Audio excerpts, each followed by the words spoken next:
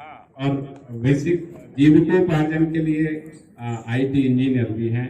तो आपका भी मैं चाहूंगा शुक्ला भैया से कि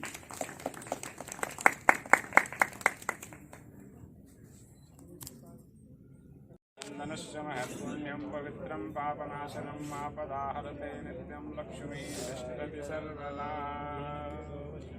दानवेन्द्रो महाबला तेन त्वां रक्षामि रक्षेमाचल ओम जारावधनं दाक्षायणाय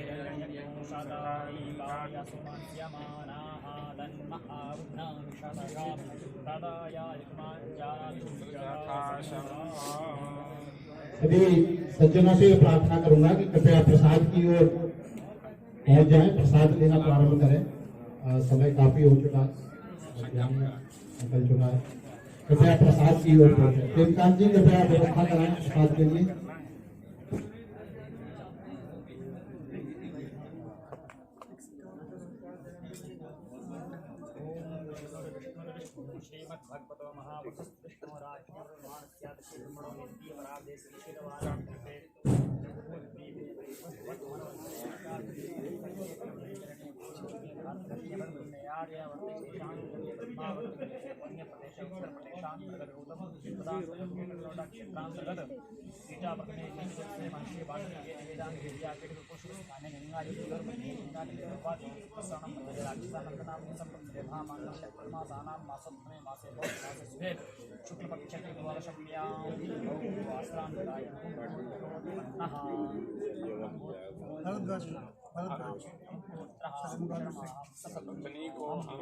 सपरिवारस्य सबान्धवस्य सुखी स्मृति प्राणोत्फल प्राप्ति कामनाः सकल मनयुचित कामना सिद्ध्यार्थं कायिक वाचिक मानसिक क्लेशमनार्थं स्थिर लक्ष्मी कीर्ति लाभ सद्गुरुपराधे सर्वीष्ट सिद्ध्यार्थं अप्राप्त लक्ष्मी प्राप्त्यार्थं प्राप्त लक्ष्मी चिरकाल संरक्षणार्थं भूमि निमित्तार्थे द्रव्याणि दानं संप्रदते।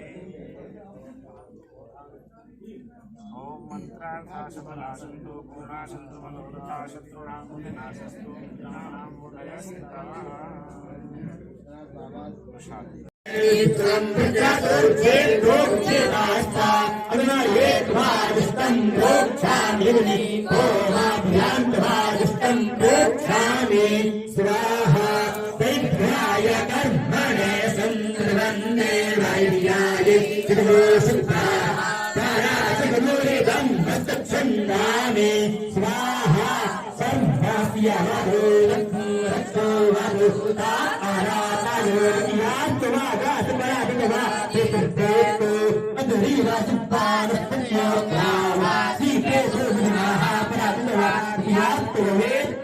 स्वाहा सर्वास्या मधुमते मधुमते ओम पूर्ण होते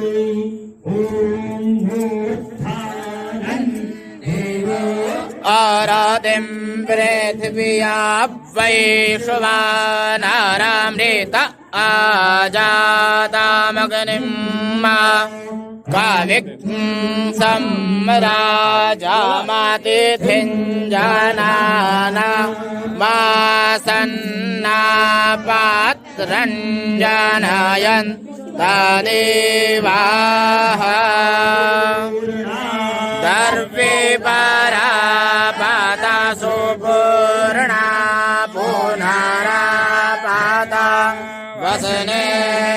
व्यतिरेणावाह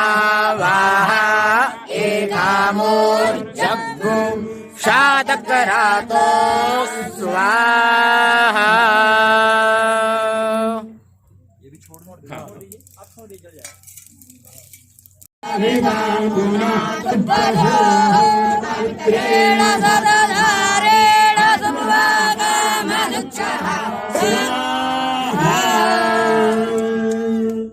ओम त्रियायुधं जमदग्ने त्रियायुधं त्रियायुधं अन्नो अस्त्रियायुधं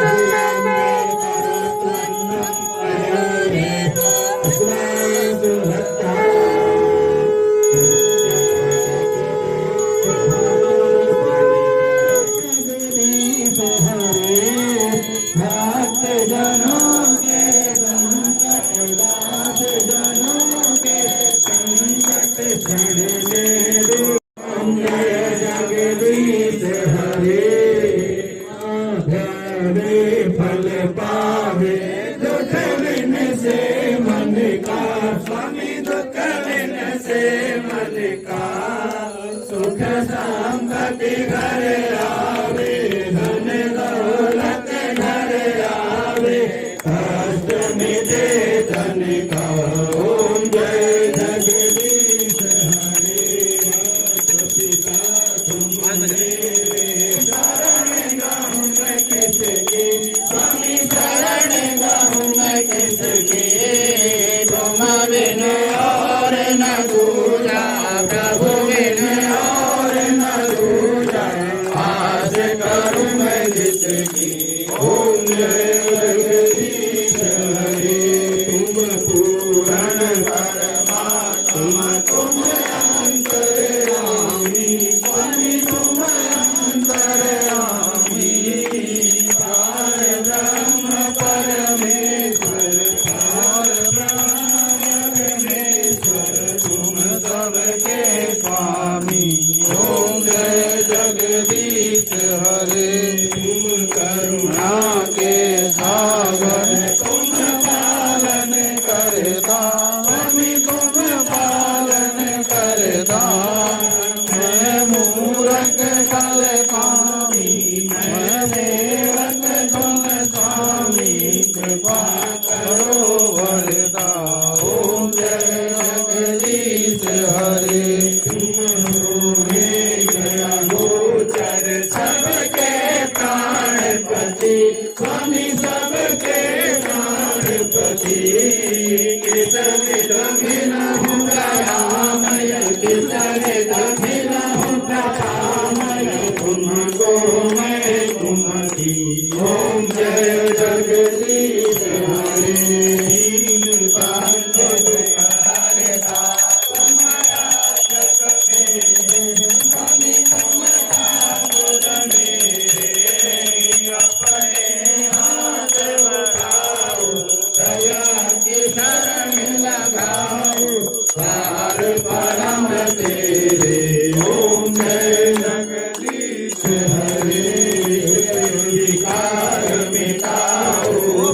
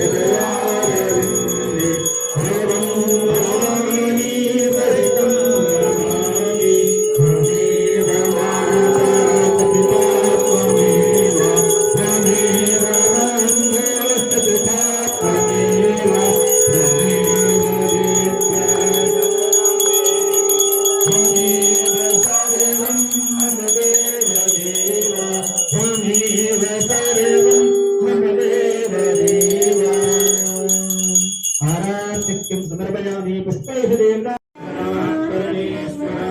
सुमन सुगंधित सुमनसा सुमन सुगंध सुवास पुष्पांजलिर्पण करो देव करो स्वीकार मंत्र पुष्पांजलिं समर्पयामि नमस्करोमि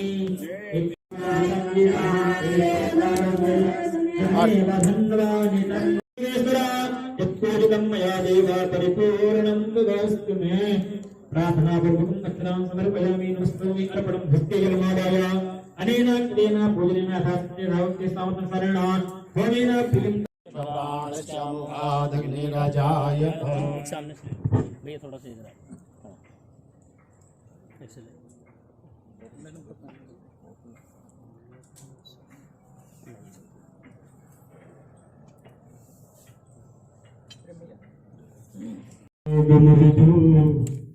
परिपूर्ण सत्ते रंसे कियत्सपिनिवे ष्टममो प्रपंचम तस्मै तमालरुचिभा स्वरकन्धराय नारायणी सहचरा य नमः शिवाय नारायणी सहचरा य नमः शिवाय। सर्वप्रथम मंच पर मंचासीन सभी विशिष्ट अतिथिगण महोदय पूरुखाः सहस्राशि रेखा पूरुखाः सहस्राक्ष।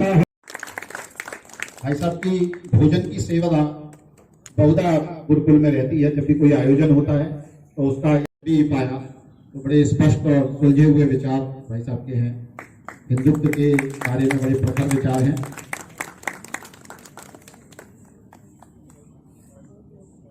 बहुत बहुत धन्यवाद उमेश जी।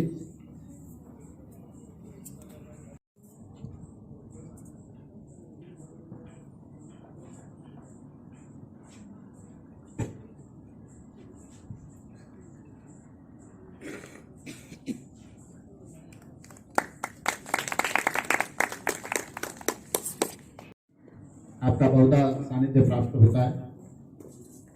उनका गुरुकुल परिवार की ओर से स्वागत है।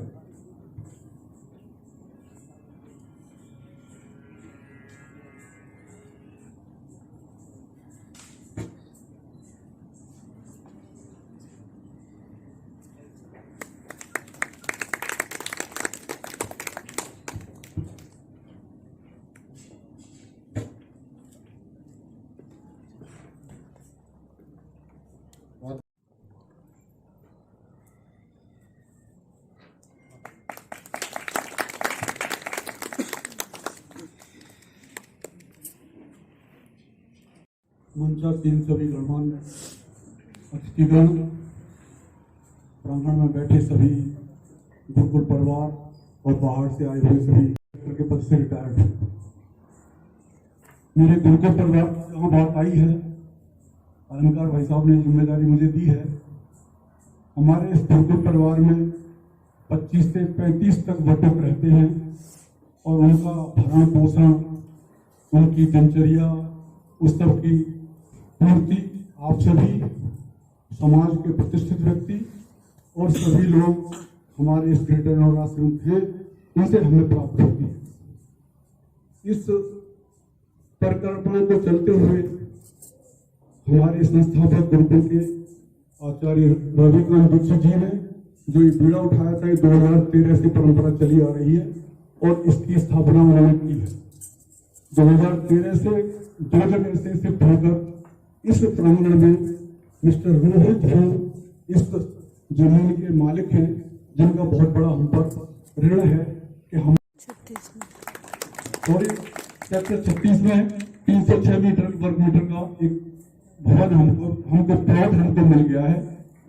जब हम उस परिकल्पना की कि हम एक प्लॉट लेंगे, सभी लोग गुरुकुल परिवार के जब चले थे तो हमारे गुरुकुल की जो संपत्ति थी वो नगद में 1,13,000 रुपए थी। वो प्लॉट की कीमत मैं रजिस्ट्री के 65 लाख की बढ़ रही है। उसको पूर्ति के लिए हमने सभी से निवेदन किया है, मिला है और हमको 36 लाख रुपए हम जमा कर चुके हैं। मैं आप सबसे निवेदन करता हूं कि इसको आगे बढ़ाने के लिए हम पर रजिस्ट्री का भी भार है, उसको आप लोग दायित्व को निभाएंगे, हम ऐसी कल्पना प्रार्थना करते हैं और साथ ही कामना करता हूं कि आगे आने वाले समय में आप सभी अपने माता पिता को कोटि वंदन, अपनी गुरु शक्ति को नमन करूंगा, जिनकी विचार शक्ति, जिनकी प्रेरणा से मैं एक अदना सा प्राणी समाज में अपनी देश की धर्म ध्वजा लेकर के एक सिर फिरे इंसान की तरह सड़क पर निकल पड़ा। धन्यवाद दूंगा श्री रविकांत जी को, जिन्होंने इस मंच पर आने का मौका दिया। उसके बाद मंच को प्रणाम, आप सभी को प्रणाम। सीधा सीधा अपने आप को विषय से जोड़ते हुए मकर संक्रांति, इससे पहले के कार्यक्रम आरंभ तो हो ही चुका है, मैं आपसे बात करूं। आइए कुछ जय घोष लगाएं, मेरे साथ सभी बोले भारत। आवाज बुलंद होनी चाहिए। आदरणीय संचालक महोदय ने कहा कि यहां के लोगों को विश्वास नहीं होता कि इस क्षेत्र में कोई गुरुकुल चल रहा हो।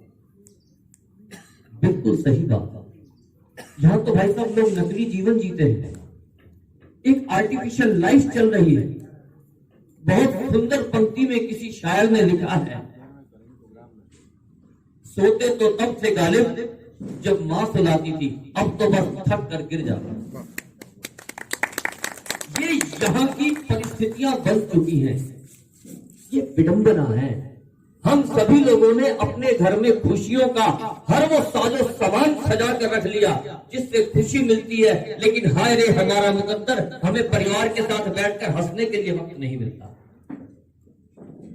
आज यदि कुदरत ने हमारे ऊपर कृपा करके ऐसे अलौकिक वातावरण में, इस यज्ञीय माहौल में बैठने का सुअवसर प्रदान किया है, तो आइए एक बार मिलकर उस प्रभु को धन्यवाद दें।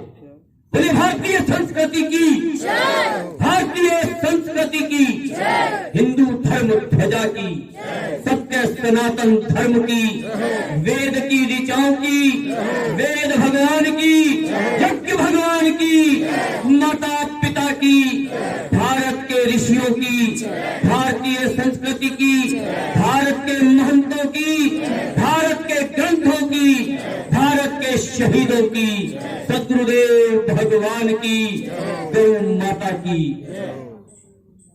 और इस मकर संक्रांति की जय हो। आप सभी को मकर संक्रांति की हार्दिक बधाई, हार्दिक शुभकामनाएं। मकर संक्रांति क्यों? एक बड़ी छोटी सी बात है, मैं अक्सर मंचों से बोलता हूं कि अभी मेरी शुक्ला जी से भी यही बात हो रही थी कि ईश्वर की अहेतु की कृपा है कि उसने हम सभी को ऐसे परिवार में जन्म दिया कि हमें संस्कार और विचार जन्म के साथ ही मिले। इसीलिए हम माता पिता की और सदगुरुदेव की जय बोलते हैं, और सदगुरु के माध्यम से हमें अपनी देव संस्कृति के माध्यम से, अपनी सनातन संस्कृति के माध्यम से हमें ग्रंथ मिले, हमें ऋषि मिले, हमें तपस्वी मिले। ऋषि मुनि यज्ञ तपस्वी योगी मात्र एक दाढ़ी वाले बाबा जी नहीं थे साहब, यह एक बहुत बड़े वैज्ञानिक रहे। हमारा हिंदू धर्म मात्र कर्म कांड पर आधारित धर्म हो नहीं सकता। हर चीज का, हर बात का एक वैज्ञानिक सिद्धांत है। चाहे वह शिखा है, चाहे वह तिलक है, चाहे वह कलावा है, चाहे वह यज्ञोपवीत है, चाहे वह यज्ञ है, चाहे वह वेद की ऋचाएं है, चाहे वह व्रत है, चाहे वह उपवास है, चाहे वह पिंडदान है, चाहे दुनिया की कोई भी ऐसी कृति जो हिंदू धर्म से जुड़ी है, वह निसंदेह कहीं ना कहीं वैज्ञानिक ही है, उसका वैज्ञानिक सिद्धांत। मकर संक्रांति कोई मात्र कर्मकांड नहीं साहब, यह एक भौगोलिक घटना है, एक भौगोलिक घटना है, एक ऐसी बारीक कैलकुलेशन है उन ऋषियों की कि आज के दिन सूर्य दक्षिणायन से उत्तरायण हो जाता है। हमारी साइंस आज इसको बना करके तालियां बजा रही है, अपने ही हाथों से अपनी पीठ थपथपा रही है साहब। हमारे ऋषि, अक्सर ये बातें आ जाती हैं कार्यक्रम के बाद, लोग पूछते हैं कि जी आप कहते हैं हमारे ऋषि मुनि बहुत बड़े वैज्ञानिक हैं, उन्होंने रिसर्च करी है, तो उनकी रिपोर्ट्स कहां हैं? आपका ध्यान ले जाना चाहूंगा, जो हमारे शास्त्र, जो हमारे उपनिषद हैं, यह उन ऋषियों की रिसर्च की रिपोर्ट ही तो है। मकर संक्रांति एक भौगोलिक घटना है। आज के दिन हमारे सूर्य देव दक्षिणायन से उत्तरायण हो जाते हैं। मकर संक्रांति हमारे खाली उत्तर भारत में नहीं, पूरे देश में मनाई जाती है। वह एक अलग बात है, कहीं इसको बिहू के नाम से जाना जाता है, कहीं माघी के नाम से जाना जाता है, कहीं खिचड़ी के नाम से जाना जाता है, कहीं उत्तरायण के नाम से जाना जाता है, कहीं पर इसको मक्कू के रूप में मनाया जाता है, कहीं पर इसको किसी रूप में मनाते हैं, कहीं किसी रूप में मनाते हैं। इसका वैज्ञानिक सिद्धांत भी है, इसका पौराणिक सिद्धांत भी है, इसका ज्योतिष शास्त्र के अनुसार भी इसका एक सिद्धांत है, और इसका जो हमारी पौराणिक कथाओं से तो हमारे शास्त्र पटे पड़े। आज ही के दिन महाभारत काल में भीष्म पितामह शैया पर केवल सूर्य के उत्तरायण होने की प्रतीक्षा में ही उन्होंने काफी समय शैया पर ही बिता दिया, क्योंकि वह अपना प्राण त्याग उत्तरायण जब सूर्य होगा तभी करने की मंशा लिए बैठे। क्योंकि हमारे शास्त्र कहते हैं जो उत्तरायण समय में जिनका देह त्याग करते हैं, जिनका प्राणांत होता है, उन्हें वैकुंठ की प्राप्ति होगी। और आज के इस दिन में हमें खिचड़ी खाने की एक प्रथा है। खिचड़ी ही क्यों साहब, पुलाव क्यों नहीं, या रोटी क्यों नहीं, सादा दाल चावल क्यों नहीं? क्योंकि खिचड़ी सुपाच्य भोजन है। आज के इस दिन में फसलों, खेतों से ताजी फसलें आती हैं, दाल और चावल का मिश्रण लेकर के हमारे लिए पौष्टिकता प्रदान करता है। आज के दिन ही गंगा स्नान क्यों? आज के दिन गंगा स्नान की परिपाटी इसलिए चली, नदियों में स्नान करने की परिपाटी इसलिए चली कि विज्ञान ये कहता है, भौतिक विज्ञान यह कहता है कि मकर संक्रांति के दिन से हमारी नदियों में का वाष्पीकरण आरंभ हो जाता है। वाष्पीकरण हमारी नदियों का आज के दिन से आरंभ हो जाता है। दूसरी वजह कोई बात नहीं। अब तक मेरी आवाज जा रही है? जिसके पास आवाज नहीं जा रही हाथ उठाए। भाई साहब, एक बार ऐसे ही हुआ था, एक जगह कार्यक्रम चल रहा था, माइक बंद हो गया था। हमने बोला जिसके पास आवाज नहीं जा रही हाथ उठाए। पीछे से एक भाई साहब ने हाथ उठा दिया। अरे भाई, तुम्हारे तक आवाज नहीं जा रही तो हाथ कैसे उठा दिया? आवाज आपको आ रही होगी। खैर, ऐसे ही तिल, हमारा आयुर्वेद कहता है जो तिल है ना, यह कफ नाशक है, हमारे शरीर को गर्मी प्रदान करता है। यह शीत लहर में हम अगर तिल का सेवन करेंगे, वो हमारे शरीर को ऊष्मा देगा। इसी प्रकार हमारी संस्कृति की प्रत्येक गतिविधि कहीं ना कहीं साइंस से जुड़ी है। जो लोग सिर पे शिखा रखते हैं ना, साइंस कहती है इस जगह हमारी पिलियन ग्लैंड्स होती हैं। जो लोग यज्ञोपवीत पहनते हैं, उन्हें कभी हरनी और पथरी की बीमारी नहीं होती साहब। क्या सिद्धांत है, क्या सिद्धांत है, क्या कैलकुलेशन रही हमारे शास्त्रों की, हमारे ऋषियों की। आप पतंजलि का योग प्रदीप उठा करके देखें, महर्षि पाणिनि के शास्त्र उठा के देखें, महर्षि चरक का आयुर्वेद विज्ञान उठा करके देखें, महर्षि विश्वामित्र ने तो दूसरी सृष्टि बनाने का संकल्प तक ले लिया था। प्रभु राम के खरपच्चियों के बाण, एक बाण से पूरा समुद्र सुखाने की शक्ति एक बाण में होती थी। बोले भारतीय संस्कृति की, हम ऐसी संस्कृति में जन्म लिया है, इसीलिए हम भारत भूमि की जय घोष लगाते हैं। यज्ञ के अनुसंधान एक चम्मच यदि घी को अगर वैदिक मंत्रों के साथ हम हवन में होम करते हैं गाय के घी को, तो वह कई टन ऑक्सीजन प्रदान करती है। साइंस मान चुकी है, भौतिक विज्ञान मान चुका है। जिस हम हवन सामग्री को यज्ञ में होम करते हैं, यह मात्र हवन सामग्री नहीं, यह आयुर्वेदिक जड़ी बूटियां हैं। यह आयुर्वेदिक जड़ी बूटियां हैं जो इस वातावरण को पवित्र करती हैं, जो वेदों के मंत्र हैं हमारी विचारधारा को पवित्र करते हैं। और इस प्रकार के माहौल, इस प्रकार के गुरुकुल, मैं तो कहता हूं हर सेक्टर में एक होना चाहिए। पूरे शहर में ये क्यों, हर सेक्टर में क्यों नहीं? क्योंकि इनकी आवश्यकता है। यह समाज को दिशा देने का काम करते हैं, यह समाज को दिशा देने का काम करते हैं। हम लोगों की दयनीय स्थिति इसलिए हो गई है कि हम इतने अच्छे हैं नहीं साहब, जितना अच्छा होने का हम ढोंग रखते हैं। जिस घड़ी, जिस वक्त हम भीतर से हिंदू बन जाएंगे, हिंदू किसी धर्म का नाम नहीं है भाई साहब, जीवन को सही रूप से जीने की कला को हिंदुत्व कहते हैं। जीवन को सही रूप से जीने की कला को हिंदू धर्म कहा जाता है। मुझे गर्व है मैं हिंदू हूं। एक बार सभी बोले, गर्व से कहें हम हिंदू हैं। हमें गर्व होना चाहिए। मकर संक्रांति आज के दिन हमारा जो सूर्य है वह दक्षिणायन से उत्तरायण होता है, यानी कि दिन लंबे होने शुरू हो जाते हैं। मकर संक्रांति हमें अंधकार से प्रकाश की ओर ले जाने की ओर प्रेरित करती है। रातें छोटी होती हैं, दिन बड़े होते चले जाते हैं। इसीलिए मकर संक्रांति का बड़ा विशेष महत्व है।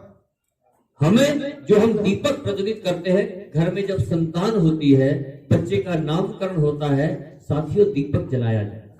बच्चे का नामकरण होता है, दीपक जलाया जाता है। बच्चे का मुंडन संस्कार होता है, दीपक जलाया जाता है। विद्यारंभ संस्कार होता है, दीपक जलाया जाता है। यज्ञोपवीत संस्कार होता है, दीपक जलाया जाता है। बच्चे का विवाह संस्कार होता है, दीपक जलाया जाता है। घर में कोई धार्मिक आयोजन होता है, दीपक जलाया जाता है। वही व्यक्ति का जब वानप्रस्थ संस्कार होता है, दीपक जलाया जाता है। जब व्यक्ति मृत्यु को प्राप्त होता है, तब भी यही दीपक जलाया जाता है। दीपक ही क्यों? क्योंकि दीपक की लो सदैव ऊपर उठती है। दीपक हमें अंधकार से प्रकाश की ओर ले जाता है, और यही दीपक की प्रेरणा देती है हमें मकर संक्रांति। हमारा जीवन अंधकार से प्रकाश की ओर चले, हम दक्षिणायन से उत्तरायण चले। इसी भावना के साथ हमें आज ये संकल्प लेके यहाँ से उठना चाहिए कि जिस प्रकार हमारे आदरणीय अध्यक्ष जी ने हम सभी से निवेदन किया था कि इस प्रकार के कार्यक्रम होते रहने चाहिए। एक तरीके से एक बड़े सम्मानजनक शब्दों के साथ आदरणीय अध्यक्ष जी ने जो सभी को तन मन धन के साथ इस गुरुकुल को आगे बढ़ाने की जो एक प्रेरणा हम सभी को दी, यहाँ पर एक चीज कहनी बहुत आवश्यक है। मकर संक्रांति के दिन एक दान का बड़ा विशेष महत्व है। दान समय दान का हो सकता है, अंश दान का हो सकता है, जो आपका यदि हम जिस भी क्षेत्र में हैं, हम अपने हिंदुत्व के लिए, हम अपनी संस्कृति के लिए, क्योंकि मकर संक्रांति तमसो मां ज्योतिर्गमय का संदेश भी लेकर आती है। हिंदुत्व जो है, हिंदुत्व जन कल्याण की बात करता है, पूरी दुनिया को, पूरे विश्व को एक कुटुंब के रूप में बांटता है। और इसी बात के साथ मैं आदरणीय अध्यक्ष जी को बात को बोल दूंगा कि समय और परिस्थिति के अनुसार दान की परिभाषा भी बदल जाती है। भागीरथ आज ही के दिन गंगा नदी को, आज ही के दिन भागीरथ के पीछे गंगा नदी चलती चलती महर्षि कपिल मुनि के आश्रम में गई और उसके बाद गंगा सागर में मिली। आज ही के दिन गंगा सागर में जो एक मेला लगता है माघ मेला गंगा सागर का, वर्ष में एक ही बार लगता है, इसीलिए कहा जाता है सारे तीर्थ बार बार, गंगा सागर एक बार। इस प्रकार की गंगोत्री, जैसे आज ही के दिन भागीरथ ने इस विश्व को दान में क्या दिया? गंगा। एक समय था जब महर्षि दधीची ने अपनी हड्डियों को वज्र के रूप में दान किया था। आज की परिस्थिति ये कहती है अगर आज के दिन हम कुछ दान करना चाहते हैं तो मैं आपसे पल्ला पसार के ऐसे गुरुकुलों के लिए भिक्षा का आह्वान करता हूं साहब। आज की परिस्थिति ये कहती है कि हमें ऐसे गुरुकुलों के लिए मांगने नहीं जाना चाहिए, अपने आप धन बरस जाना चाहिए। हमारी ये नैतिक जिम्मेदारी है। मैं जिस लायक भी हूं, मैं छोटा सा एक बिजनेस भी करता हूं, मैं HR कंप्लाइंस कंसल्टेंसी का बिजनेस भी देता हूं नोएडा के अंदर। मैं अब जिस लायक भी हूं, मैं अपनी छोटी सी आमदनी में से आज 11,000 रुपए इस पति पावन भूमि को अपनी ओर से भेंट करता हूं। कृपया स्वीकार करके मुझे गौरवान्वित करें। बहुत बहुत धन्यवाद। अपनी वाणी को मैं विराम दूंगा। आगे का कार्यक्रम संचालक महोदय जैसा भी आदेश दें। बहुत बहुत धन्यवाद। भारत माता की, यज्ञ भगवान की, भारतीय संस्कृति की, भारत माता की वंदे। बहुत बहुत धन्यवाद, बहुत बहुत आभार। गुरु ब्रह्मा गुरु विष्णु गुरुदेवो महेश्वर गुरु साक्षात परब्रह्म तस्मै श्री किया जाता है। जैसे मकर राशि है वैसे ही इस सौर मंडल को 12 राशियों में विभाजित किया गया है, जो मेष से प्रारंभ करके और पाइसेस मीन तक जाती हैं। इन 12 राशियों में से जो 10वीं राशि है वो मकर राशि है। मेष राशि में सूर्य ज्योतिष की दृष्टि से उच्चासीन होता है, उच्च का होता है। जैसे कि प्राय जब आप कभी पंडित जी को अपनी जन्म पत्री दिखाते होंगे तो कहते हैं भाई आपका सूर्य उच्च का है अगर मेष राशि में बैठा है। वैसे ही मकर राशि में सूर्य दिग्बली होता है, अर्थात यह उसकी राशि है, उत्तर राशि, उत्तर दिशा की ओर होती है। ये इसमें मकर राशि में सूर्य दिग्बली होता है, जो संक्रांति का मतलब है। संक्रांति से तात्पर्य है संक्रमण। संक्रमण कहते हैं चलना, यानी एक जगह से दूसरी जगह को चलना। तो जब एक राशि से दूसरी राशि में कोई ग्रह जाता है, हमारे सूर्य आदि सभी नवग्रह जो हैं वो संक्रमण करते हैं। तो जब एक राशि से दूसरी राशि में प्रवेश करते हैं उसे संक्रमण या संक्रांति पर्व कहते हैं। सूर्य हमारी ऊर्जा का एकमात्र स्रोत है और सारे सौर मंडल के लिए ऊर्जा का स्रोत केवल सूर्य है।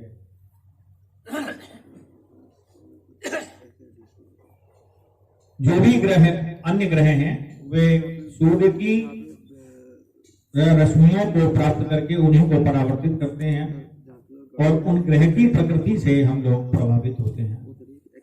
सूर्य सौर मंडल का राजा है, सूर्य ही सौर मंडल की आत्मा है, सूर्य हम सबकी आत्मा है, क्योंकि सूर्य हमारे भोजन का आदि कारक है। चाहे वो मांसाहार हो चाहे वो शाकाहार हो, भोजन जो बनता है बेसिक रूप से मूलतः वो शाक, अन्न और जो फल पौधे हैं उनसे हमें प्राप्त होते हैं। इन सभी की उत्पत्ति, इन सभी की जीवन का कारक सूर्य है। जो ऑक्सीजन जो हमारे जीवन का आधार है वो भी सूर्य से एक ही प्रकाश के कारण हमें प्राप्त होती है। अक्सर आप लोगों ने सुना होगा जब ये कोरोना काल अभी जो चल रहा है या जो बहुत जटिल काल निकल गया है, कि डॉक्टर लोग कहते थे कि भाई 10 मिनट धूप में आप जरूर बैठें, आधा घंटे जरूर बैठें। उसका मुख्य कारण यही है कि जब सूर्य के किरणें हमारे शरीर पर पड़ती हैं तो सूर्य से हमें विटामिन डी की प्राप्ति होती है, जो कि हमारी अस्थियों को मजबूत करती है। तो सूर्य की महिमा जितनी कही जाए उतनी ही कम है। सूर्य की महिमा अपरंपार है और सूर्य एक तरह से देखा जाए तो हमारे इस न केवल पृथ्वी का बल्कि संपूर्ण सौर मंडल का कारक है।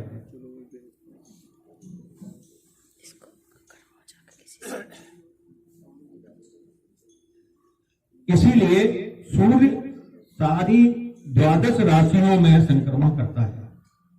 मेष, वृष, मिथुन, कर्क, सिंह, कन्या, तुला, वृश्चिक, धन, मकर, कुंभ और मीन। जब ये 12 राशियों में संक्रमण करता है तो हम इस मकर राशि को क्यों इतना प्रभाव देते हैं? क्योंकि मकर, कर्क, तुला और मकर राशि, ये 4 राशियां जो होती हैं ये केंद्र कहलाते हैं हमारे सौर मंडल के, और ये केंद्र राशियां होने के कारण इनमें सर्वाधिक महत्व जो सूर्य के लिए है वो मकर राशि का है। मकर राशि में जब सूर्य संक्रमण करता है तो वो दक्षिण अयन से उत्तरायण होता है, उत्तर अयन में आता है, और जो भी हमारे पुण्यकाल होते हैं, जो भी हमारे पुण्य कर्म होते हैं, उत्तरायण सूर्य को बहुत शुभ माना जाता है।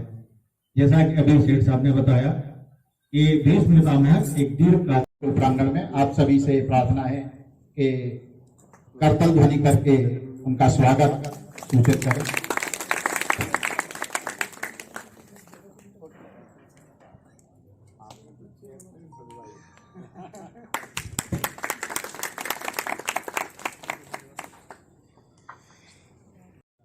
संचालक महोदय, सभी भगवान भास्कर श्री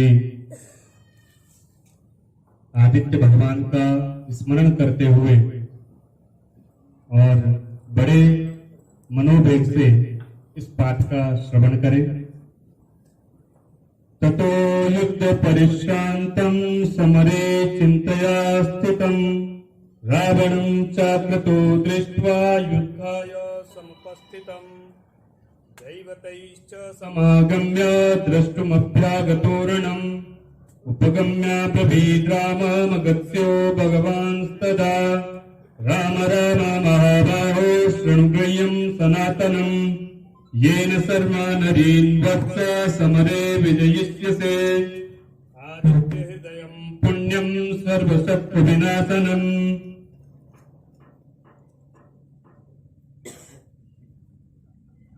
आदित्य हृदयं पुण्यं सर्वशत्रुविनाशनम् जयावहं जपं नित्यं अक्षयं परमं शिवं सर्वमंगलमांगल्यं सर्वपापप्रणाशनं चिंता शोक प्रशमनं मायुर्वर्धनमुत्तमं रश्मिमन्तं समुद्यन्तं देवासुरनमस्कृतं पूजयस्वाभिवस्वन्तं भास्करं भुवनेश्वरं सर्वदेवात्मको येष तेजस्वी रश्मिभावन एव देवासुरगणान् लोकान् पातिकवस्तिवे एष ब्रह्मा च विष्णुश्च शिवस्कंद प्रजापतिः महेन्द्रो धनदः कालो यमः सोमो ह्यंपति।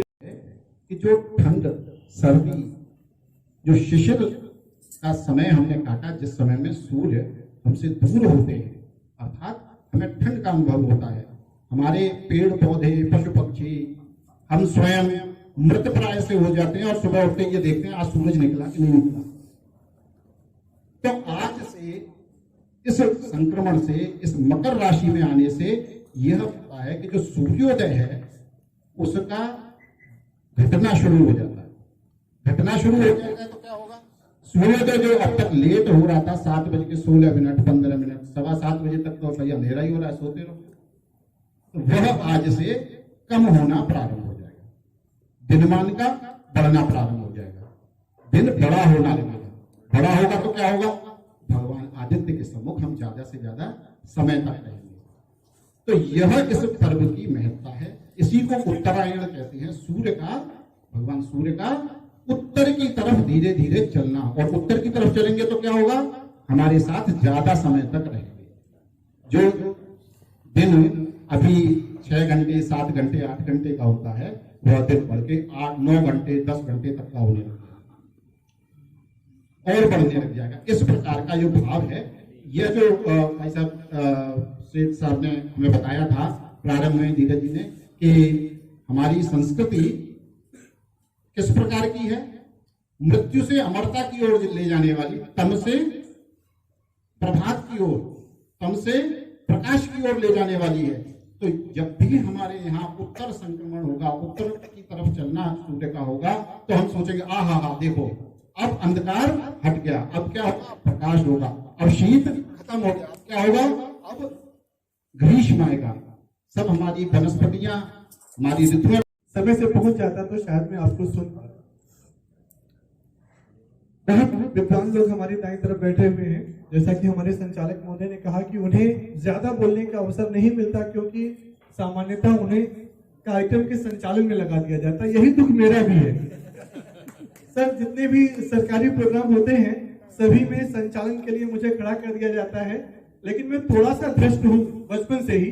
तो उसी संचालन की अवधि में जैसा कि 5 मिनट का समय सर ने निकाला, मैं अपने लिए भी थोड़े थोड़े समय निकाल लेता हूँ। यहाँ पे हमारी पत्रकार मित्र बैठी हुई हैं, इन्होंने कई कार्यक्रमों में देखा होगा कि मैं अपनी बात कहता जरूर हूँ।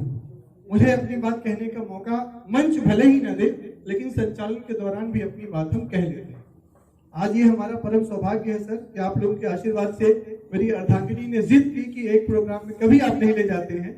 आज ये संस्कृति गुरुकुल का प्रोग्राम था, तो मैंने बिना आपसे पूछे दृढ़ता की है कि मैं अपनी पत्नी के साथ हूँ, क्योंकि बचपन से हमें यही बताया गया है कि कोई भी पुण्य का काम जो होता है सिर्फ पत्नी के बिना संपन्न नहीं होता है।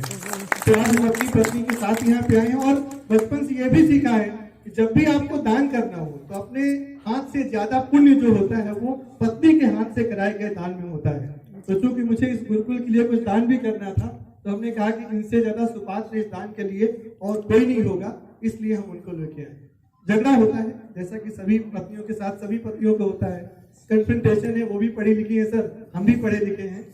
अभी छोटे पुत्र के लिए सर तीसरी भाषा डिसाइड करने का समय आया क्लास 4th में। लखनऊ से फोन आया इनका कि सुनिए एक 3rd लैंग्वेज चूज करनी है, तो हम क्या चूज करें। आपको सर ये बताते हुए मुझे हर्ष हो रहा है कि मुझे सोचने में 1 सेकंड का समय नहीं लगा, और हमने कहा कि दक्ष जो है संस्कृत पढ़ेगा। नॉर्मली हर चीज पे कन्फ्रंटेशन होता है, यहाँ पर इन्होंने एक शब्द भी नहीं कहा। उन्होंने कहा ठीक है हम संस्कृत पढ़ेंगे। संस्कृत क्यों, इसके पीछे मेरा बहुत बड़ा लॉजिक था। हम गिरजाघर में जाते हैं सर, वहां जो प्रार्थना होती है, गिरजाघर में प्रार्थना कर रहे हर बच्चे को पता होता है कि वो क्या प्रार्थना कर रहा है। हम मस्जिदों में नमाज अदा करने जाते हैं, नमाज अदा करने वाले हर व्यक्ति को पता होता है कि उस नमाज में कौन सी आयत पढ़ी जा रही है, उसका क्या मतलब होता है। अभी हम हवन करने बैठते हैं, एक मंत्र का मतलब हमें नहीं पता होता। जो संस्कृत में मंत्र पढ़े जा रहे हैं उसका क्या अर्थ है, वो मंत्र क्यों पढ़ा जा रहा है, सर हमें से बहुत चंद लोगों को ही वो पता होता है। तो मेरा ध्येय यह था कि एटलीस्ट मैं संस्कृत नहीं पढ़ पाया, मेरा बड़ा बेटा संस्कृत नहीं पढ़ पाया, मेरी पत्नी संस्कृत नहीं पढ़ पाई, तो कम से कम घर में एक व्यक्ति तो हो कि जो ऋषियों का अनादिकाल से ज्ञान चला आ रहा है उसको कैरी फॉरवर्ड करने के लिए रहे। और मेरे बेटे को संस्कृत पढ़ने में सिर्फ गजब का उत्साह है। जो छोटा बेटा पढ़ने बैठता है तो माता को भी संस्कृत आती है, मुझे भी आती है, वो मुझसे पूछता है, हम बता ले जाते हैं, तो उससे ज्यादा गर्व तो हमको होता है, यार देखो संस्कृत में इसने हमसे प्रश्न किया, हम उसका जवाब देते। बस यही एक गलती हमारे पूर्वज करते रहे सर, हमको सुधार नहीं पाए उसको। इसके लिए हम मंच पर बैठे हमारे सम्मानित अतिथियों को, खुद को और रविकांत जी को और हमारे सारे पूर्वजों को थोड़ा सा दोष हम देंगे कि हमको हमारी ही भाषा से दूर रखा। संस्कृत सीखने का मौका हमारी इस जवान पीढ़ी को नहीं मिला, और कतई ये पीढ़ी दोषी नहीं है, क्योंकि इनको तो हमने बताया ही नहीं कि संस्कृत का महत्व क्या है। हमको सर हमेशा ब्लेम किया गया कि आपके यहाँ कुछ है ही नहीं, न विज्ञान है, न चिकित्सा है, न साहित्य है, न व्याकरण है, जो कुछ है वो बस लॉर्ड मैकाले ने जो अपनी एजुकेशन पद्धति के माध्यम से जो ठूस दिया, बस वही ज्ञान है। हमने कणाद की परंपरा को फॉलो ही नहीं किया सर, हमने पाणिनि की परंपरा को फॉलो ही नहीं किया। कितने ऋषियों का नाम लें, पतंजलि से लेके, चरक से लेके, चाणक्य से लेके, पता नहीं कितने हमारी ब्रह्मर्षि थे। और हमारे यहाँ की सर ज्ञान का परंपरा तो शुद्ध परंपरा से रहा है। हम लोग लिख के याद नहीं करते थे, हम लोग सुन के याद करते थे। और मुझे आज भी बचपन में वो याद की हुई टेबल सर, 40 तक की टेबल हमको रटा दी जाती थी। आज के बच्चों से टेबल के बीच का कुछ भी पूछ लो, बता ही नहीं पाते हैं। हम लोग तो, मुझे अभी भी याद है सर, 15 का टेबल पापा ने ऐसे याद करा दिया था कि 15 दूनी 30, 45, चौको 60, 55, 75, 70, 90, 75, 80, 20, 1 सेकंड के अंदर हम लोग पूरी टेबल पढ़ जाया करते थे।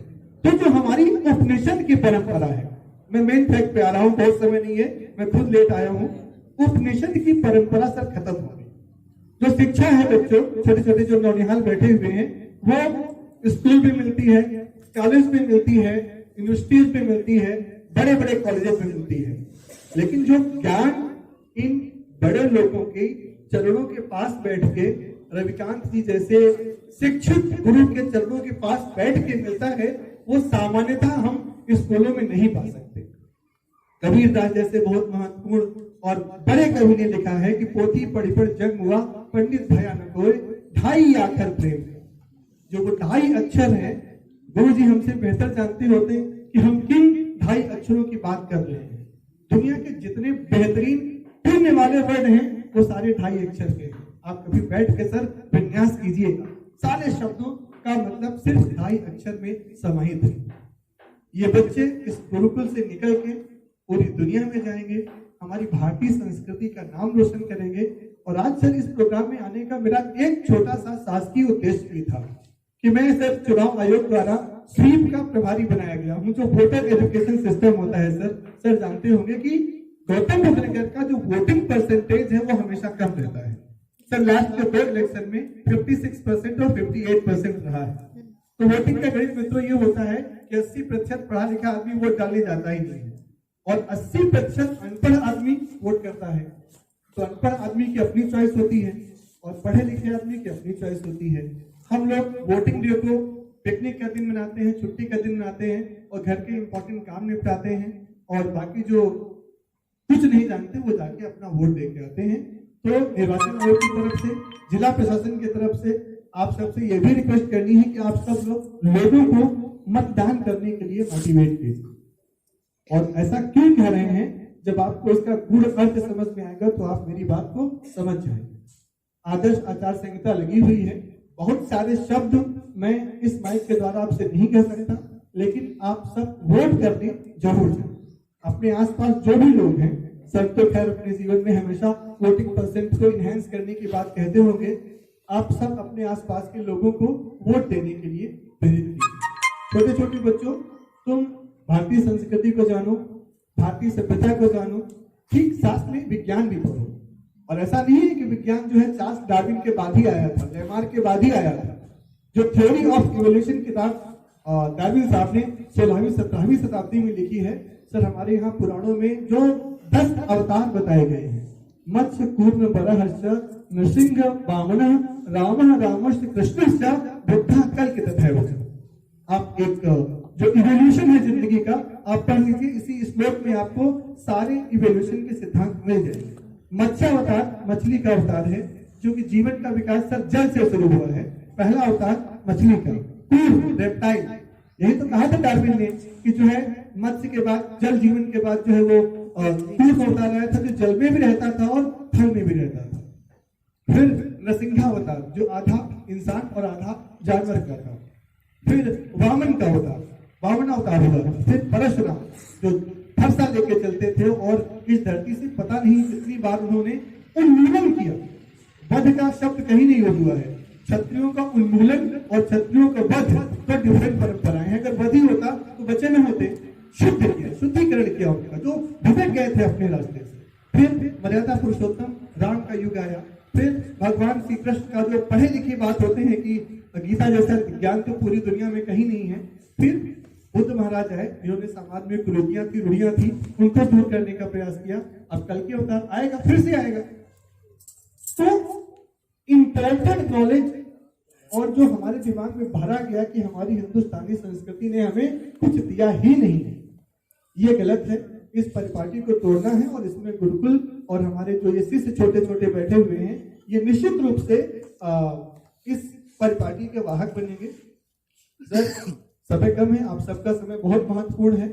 हम आपसे सीखना चाहते हैं और सीखने की कोई उम्र नहीं होती है। हम जब भी जाते हैं तो कुछ ना कुछ सीख के जरूर जाएंगे। अभी मेरी एसीएस साहब से मुलाकात हुई थी, मैंने शिव तांडव स्तोत्र और शिव वंदना के बारे में चर्चा कर दी। बहुत विद्वान है वो, तो उन्होंने नमामि शमीशान निर्वाण रूपम मुझे पूरे का पूरा समझा दिया। और वो जो डमट डमट डमट डमट वाला काफी याद करने की कोशिश की गुरु जी, मेरे पिताजी उसको आप चर्चा कर देते हैं, मैं आज तक उसको पूरा नहीं याद कर पाया। तो मुझे हाँ सर नहीं समझ में आता है। तो मैंने उनसे पूछा कि सर अंतर बताइए कि नमामि शमीशान में एक बार में रट गया और इस शिव तांडव स्तोत्र में रट क्यों नहीं पड़ा हूं। तो उन्होंने कहा बेटा, ये जो असुर संस्कृति होती है और सुर संस्कृति होती है, दो संस्कृतियां अलग अलग हैं। वो रावण का था, शायद तो इसलिए नहीं याद कर पाए, और ये भगवान श्री राम का था, शायद तो इसलिए जल्दी से याद कर लेंगे। तो हम तो हमेशा महादेव के पुजारी रहे हैं।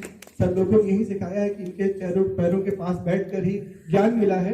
और बच्चों, ज्ञान कभी किताबों से नहीं मिलता, किताबों से शिक्षा मिलती है। आप जितना शिक्षा चाहते हो ग्रहण कर लो, लेकिन इन बुजुर्गों के पास बैठ के जो सीखने को मिलेगा वो शायद पूरी दुनिया में कहीं नहीं मिलेगा।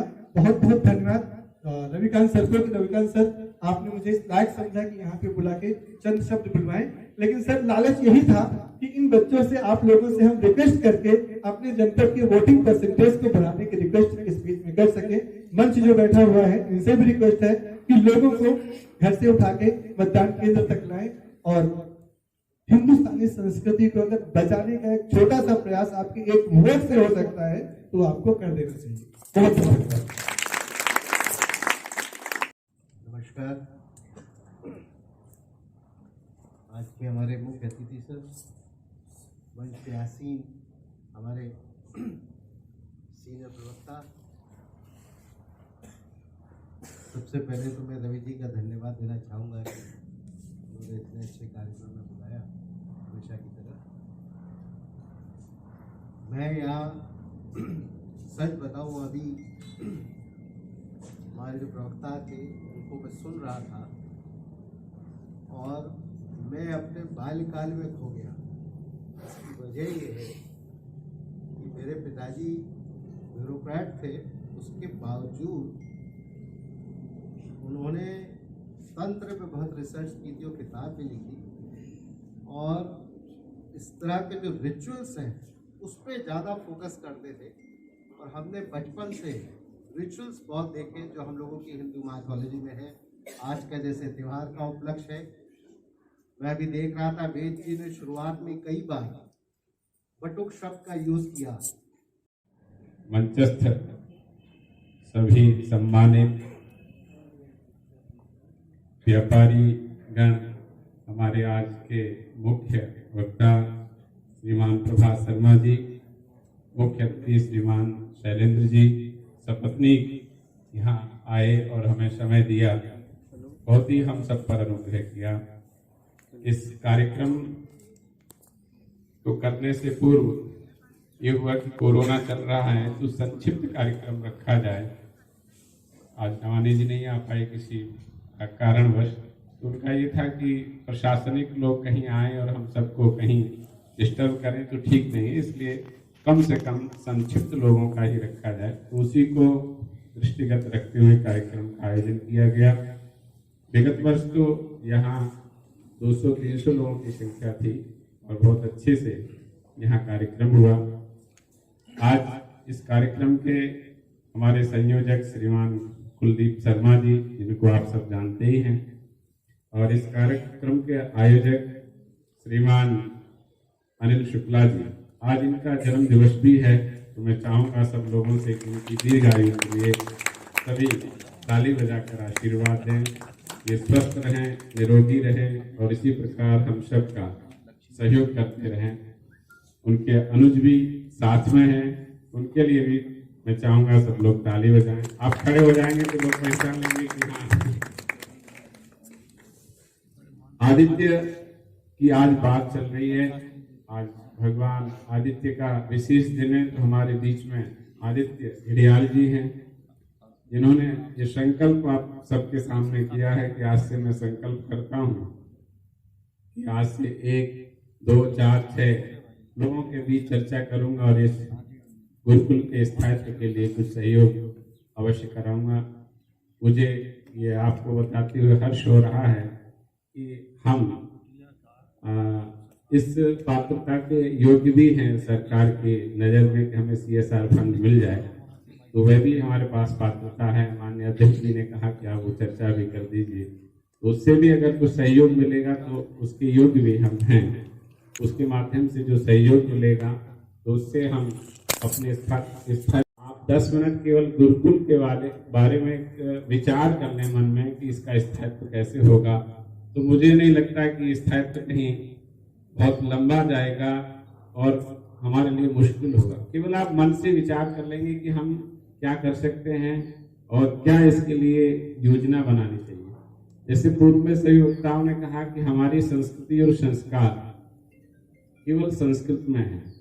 जन्म से लेकर और मृत्यु तक जो भी संस्कार होता है, चाहे वो नामकरण हो, चाहे विवाह संस्कार हो, जो मुख्य में अब रह गए 16 संस्कार तो नहीं सभी लोग करा पाते, और अंत्येष्टि संस्कार, चाहे जो विदेश में रहने वाला किसी का बालक है और उसके पिता का देहावसान हुआ है माता का, तो वो चाहता है कोई पंडित जी आए और मेरे घर आके हवन कर दें ताकि मेरे पिता की सदगति हो जाए।